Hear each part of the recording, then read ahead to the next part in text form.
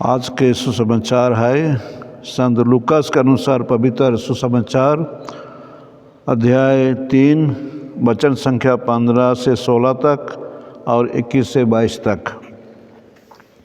जनता में उत्सुकता बढ़ती जा रही थी और सब यूहन्ना के विषय में मन ही मन सोच रहे थे कि कहीं यही तो मसीहा नहीं है।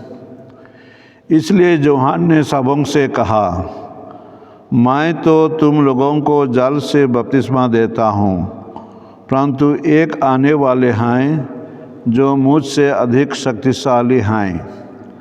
मैं उनके जूते का फीता खोलने योग्य भी नहीं हूँ। वह तुम लोगों को पवित्र आत्मा और आग से बपतिस्मा देंगे।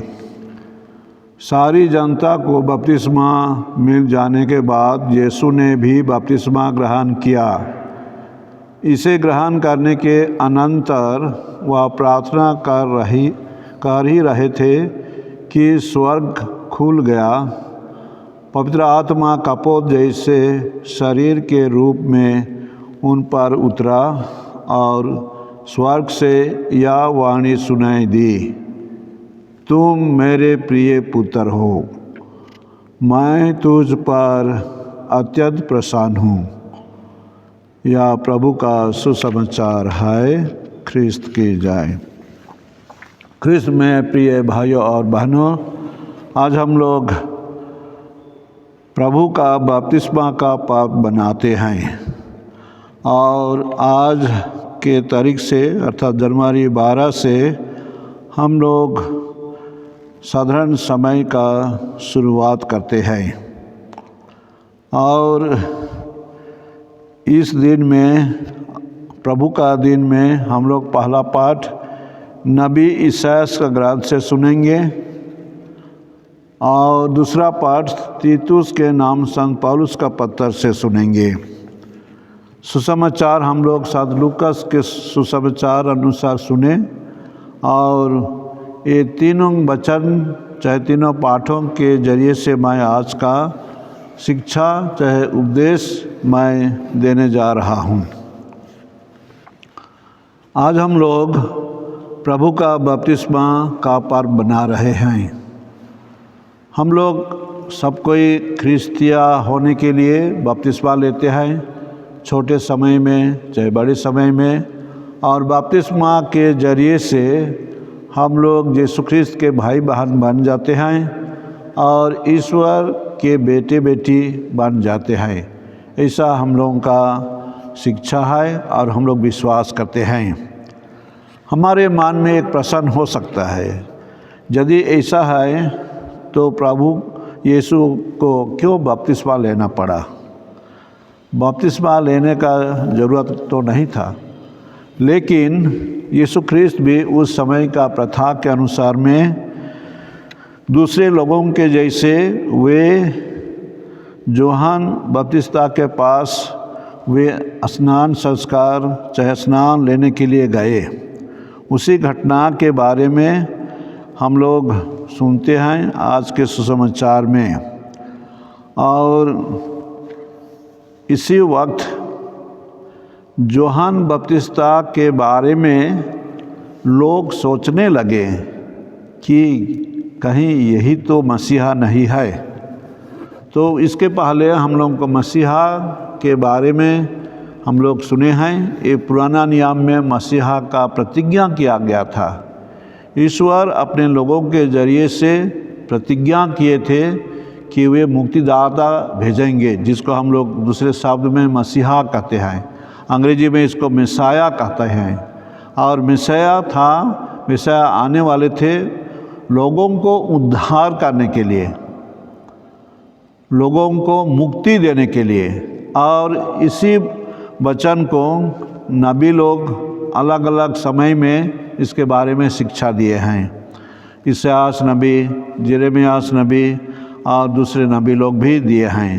लेकिन आज हम लोग यही बात सुन रहे हैं कि यीशु ख्रिस्त के आने के बाद में लोगों का एक मन में संदेह हुआ, कारण कि यूहन्ना बपतिस्ता के पास यीशु ख्रिस्त भी स्नान संस्कार लेने के लिए गए और हम लोग जैसे सुने लोगों का उत्साह, चाहे लोगों का सोच ये था कि कहीं यही तो मसीहा नहीं है, लेकिन उसको यूहन्ना बपतिस्ता साफ कहते हैं, साफ से बतला देते हैं, मैं तो तुम लोगों को जल से बपतिस्मा देता हूँ, परंतु एक आने वाले हैं जो मुझसे अधिक शक्तिशाली हैं, और वह तुम लोगों को पवित्र आत्मा और आग से बपतिस्मा देंगे।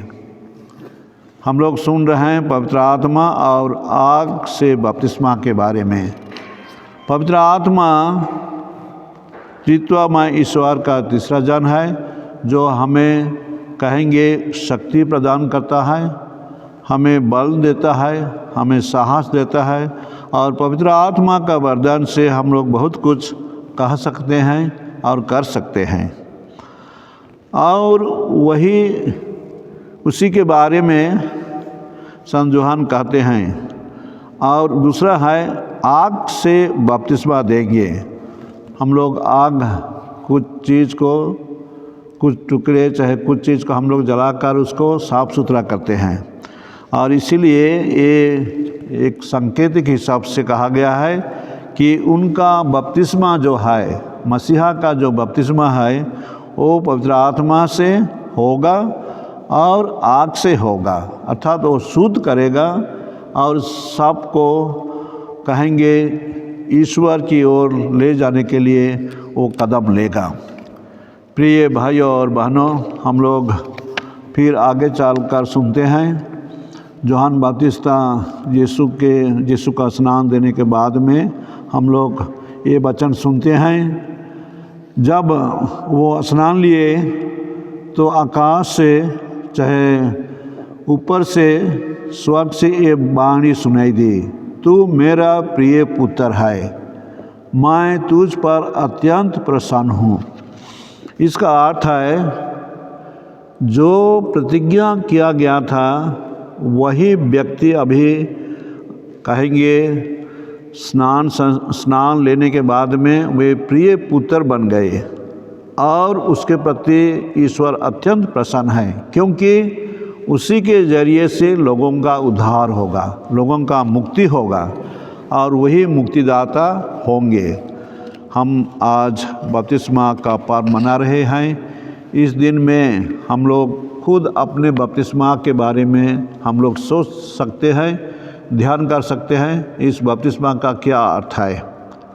प्रिय भाइयों और बहनों, जैसे मैं शुरू में कहा, बपतिस्मा का अर्थ है यीशु ख्रिस्त जैसे हो जाना, अर्थात यीशु ख्रिस्त के सोच विचार को अपना सोच विचार करना, और इसलिए हम लोग यीशु ख्रिस्त का भाई बहन बन जाते हैं, और दूसरे शब्द में हम कहते हैं ईश्वर के बेटे बेटियां चाहे संतान बन जाते हैं, प्रभु की प्रजा बन जाते हैं। तो हम लोग स्नान संस्कार सब लिए हैं विश्वासी लोग, और हम लोग कहेंगे अपने जीवन में शीतल पड़ जाते हैं, और हम लोग धीमा गति से हम लोग स्नान को समझते हैं और उसका महत्व को नहीं जानते हैं।